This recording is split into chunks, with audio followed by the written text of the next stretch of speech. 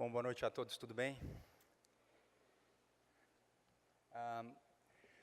Bom, primeiro queria agradecer pelo convite, para mim é uma honra enorme poder estar aprendendo aqui hoje, enfim, fazer parte desse painel com pessoas que eu admiro e respeito tanto. Eu vou falar um pouco do que a gente faz na Geek, acho que a ideia do que a gente está empreendendo, e acho que pela história, né, como foi contada, eu fiquei quase 10 anos em banco de investimento e então sabia como fazer as pessoas ganharem dinheiro, e eu queria dividir com vocês nos próximos minutos um pouco do que a gente está fazendo para mudar a educação do nosso país. Eu não sei se todo mundo sabe, mas a gente vive num país, né, de cada 10 pessoas, só 2 terminam o ensino médio no Brasil. Para vocês terem uma ideia, daqueles que começam o ensino médio no nosso país, metade não termina, fica pelo meio do caminho, por N motivos, ou porque tem que trabalhar mais cedo, ou porque a escola atual ela não consegue engajar, ela não desperta interesse nesse aluno. E acho que pior do que isso, dos que terminam, ou seja, daquela metade que termina o ensino médio no nosso país, só 10% tem o mínimo esperado de português e matemática. Isso inclui escola privada e escola pública. Então, quando a gente para pensar que país é esse que a gente está construindo, como é que a gente está formando a nossa força de trabalho que vai construir aquele país que todo mundo sonha e gostaria que ele acontecesse. A realidade ou a verdade é que o jovem não está aprendendo no nosso país. E assim, só para fazer uma estimativa, né, de quanto de dinheiro que isso custa para o país, né, teve um estudo do Banco Mundial que diz que a gente perde 300 bilhões por geração que a gente deixa de ensinar, que a gente deixa de educar. Então, acho que não é novidade que um dos principais problemas que a gente tem como país é essa distribuição desigual da educação de qualidade. O problema não é a educação com qualidade, porque tem gente que faz isso muito bem em pequena escala. O desafio é como é que a gente faz isso em larga escala. Eu acho que a gente não vai conseguir mudar o nosso país enquanto a gente não oferecer para as pessoas de menor condição econômica as mesmas oportunidades educacionais que as pessoas que têm maior poder econômico têm acesso. E acho que é nesse contexto que surge a Geek. São N motivos, eu vou falar um deles, né, se a gente pegar tecnologia de uma forma geral e o impacto que ela tem em diferentes setores, obviamente, nos últimos, nem precisa ir tão longe, nas últimas décadas o impacto ele é brutal. Então, se a gente olhar transporte, se a gente pega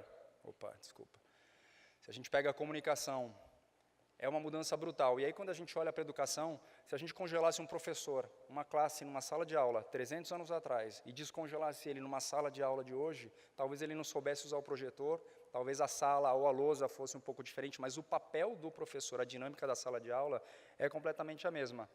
E é engraçado, né, porque a gente tem esse modelo que é padronizado. O professor ele dá a mesma aula do mesmo jeito, na mesma sequência, com o mesmo livro, no mesmo nível de dificuldade para todo mundo, mesmo a gente sabendo que as pessoas não aprendem da mesma forma. E esse é um modelo que veio da época da Revolução Industrial, com o intuito de democratizar o processo de educação. Então, pensa, alunos enfileirados, né, turnos de 45 minutos, toca o sinal, muda tudo. A gente educa os nossos alunos em batches, né, e a gente agrupa esses alunos segundo um critério que é a data de fabricação, que não tem nada a ver com a forma que as pessoas aprendem. E o problema desse modelo é que a gente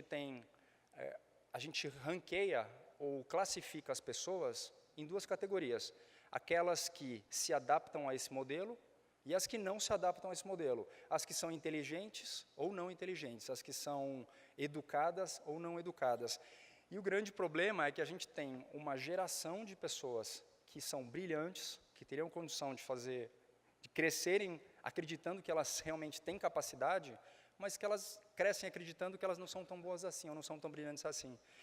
E o ponto não é que elas não são espertas, ou que elas não têm capacidade ou potencial, é que a forma que elas aprendem não é a mesma forma que esse sistema que a gente tem hoje ensina. Esse é o grande desafio.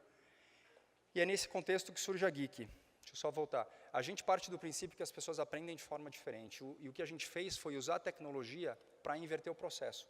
Então, em vez de o aluno ter que se adaptar ao professor ou ao livro na sequência que foi escrito, o nosso desafio foi usar a tecnologia para inverter o processo. Então, como é que a gente quebra esse conteúdo de forma que esse conteúdo se adapte à forma que cada um de nós aprende melhor. Então, tem pessoas que aprendem melhor com texto, tem pessoas que aprendem melhor com vídeo, tem pessoas que aprendem melhor com exercício, tem pessoas que preferem fazer exercício antes e depois ver o conteúdo, ou vice-versa. Só que o modelo tradicional trata todo mundo da mesma forma. E esse foi o desafio, e eu queria mostrar um pouco como é que ele funciona na prática. Então, vou pegar um caso, uma aluna nossa, Nordeste, escola pública, palavras dela, dedicada, mas desmotivada, boas notas, mas problemas com matemática. Ela está no ensino médio, então ela vai fazer o vestibular, no caso dela o Enem. A gente desenvolveu uma tecnologia preditiva que, quando o aluno faz uma prova nossa, questões tipo Enem, ele recebe na hora, assim que ele termina a prova, em tempo real, um relatório personalizado que diz quanto é que ele tiraria no Enem com o que ele sabe hoje. Com essa nota ele consegue ver que faculdades que ele entraria, e o mais importante, a gente diz, para entrar na faculdade que ele quer, o que ele tem que estudar. Personalizado, na hora, em tempo real. E aí, com base nisso, o que a gente faz? A gente monta um plano de estudos para ele, com base nas dificuldades que ele tem, com base no conteúdo que faz mais sentido para ele. Seja vídeo, seja texto, seja exercício. E aqui, o que eu queria mostrar nesse gráfico, eu acho que aqui que é um pouco da beleza da inteligência e da tecnologia. A gente consegue identificar quais as lacunas que cada pessoa teve ao longo da sua vida escolar. E a combinação dessas lacunas e dos pré-requisitos que a pessoa deveria ter aprendido para entender aquele assunto, que ajudam então a gente a montar um plano de estudos que é personalizado para cada pessoa. Então, vou dar um exemplo. Hoje a gente diz com 100% de certeza, um aluno que chega para a gente que diz que não entende porcentagem, o problema dele não é porcentagem, esse aluno ele tem um problema com fração, que é anterior, ele não aprendeu fração, logo ele não domina porcentagem. Se ele tem condição de pagar um professor particular, que tenha a condição de entender, ele volta esse aluno até a fração e depois, a partir de fração, monta um plano de estudos para esse aluno. 90% das pessoas do nosso país não tem. Então, o que acontece com ela? Ela perdeu. Matemática sequencial, ela cresce achando que ela não entende matemática, é muito difícil, que ela é burra, que ela não nasceu para isso, isso se perpetua. Eventualmente, a pessoa desiste. Na Geek, não. A gente volta ela até a fração e a gente monta um plano de estudos para ela a partir de fração. E a beleza da tecnologia é que a gente olha toda a interação da pessoa com a plataforma. Então, quanto mais ela estuda com a gente, mais eu aprendo sobre como ela aprende, mais personalizado vai ficando o plano de estudos dela. Então, é dinâmico esse plano de estudos. E essa sequência, esse caminho, pensa assim no Waze, né? Ele é dinâmico, o caminho ele vai se alterando à medida que você vai tendo mais informações sobre o trânsito. É a mesma coisa, só que a gente está fazendo isso para a educação. E aqui a gente fecha o ciclo, então a gente dá esse feedback, ela consegue ver como é que está o progresso dela ou não em relação à meta, o objetivo que ela tem. E esse é o resultado dessa aluna.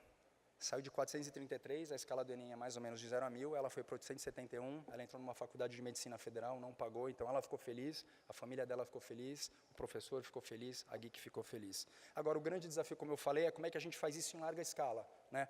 É um problema de país, não é um problema de um indivíduo. Então, através da tecnologia, para vocês terem uma ideia, nos últimos 18 meses a gente chegou em 5 milhões de usuários únicos, eu acho que é o maior esforço de educação online em educação básica no país, parcerias com 22 secretarias de educação, é a única plataforma adaptativa como essa certificada pelo MEC.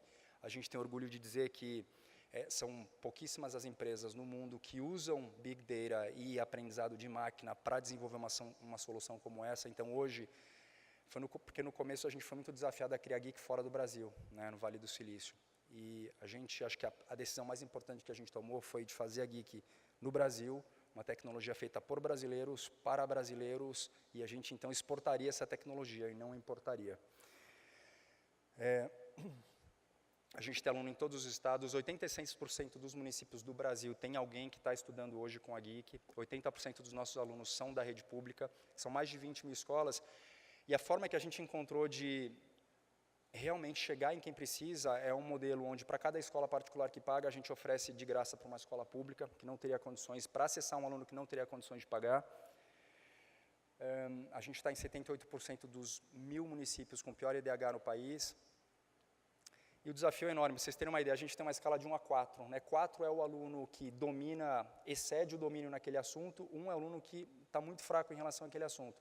76% dos alunos que chegam na Geek e fazem um diagnóstico inicial começam no nível 1.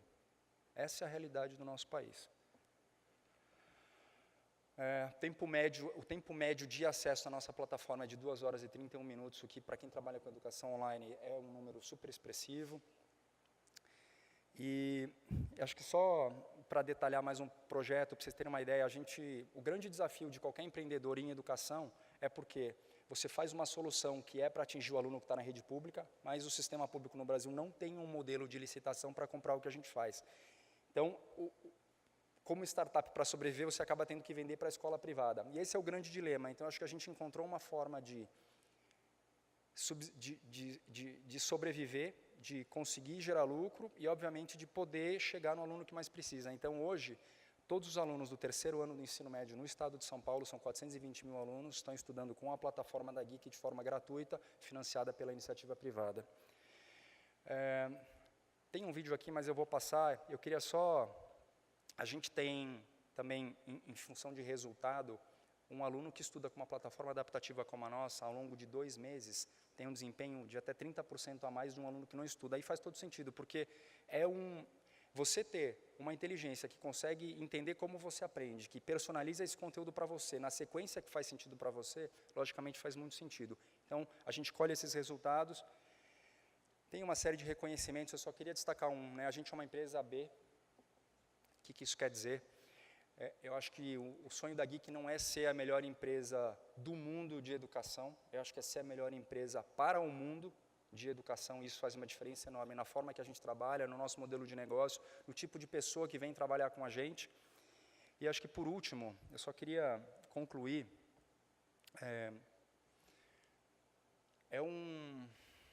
às vezes a gente não tem noção do desafio que é esse problema da educação no nosso país. A gente não vai evoluir como país. Qualquer solução que para um país vai passar de uma forma ou de outra pela forma como a gente educa nossos jovens.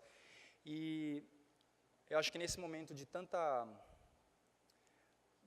coisa acontecendo no meio político, na parte econômica, a gente vive num país onde, infelizmente, os pequenos delitos eles são tolerados e aceitos socialmente. Então, acho que começa por aí. Educação não é só educação de português, matemática. Eu acho que a gente, como pais, como educadores, todos nós, a gente tem esse desafio, acho que começa pela gente.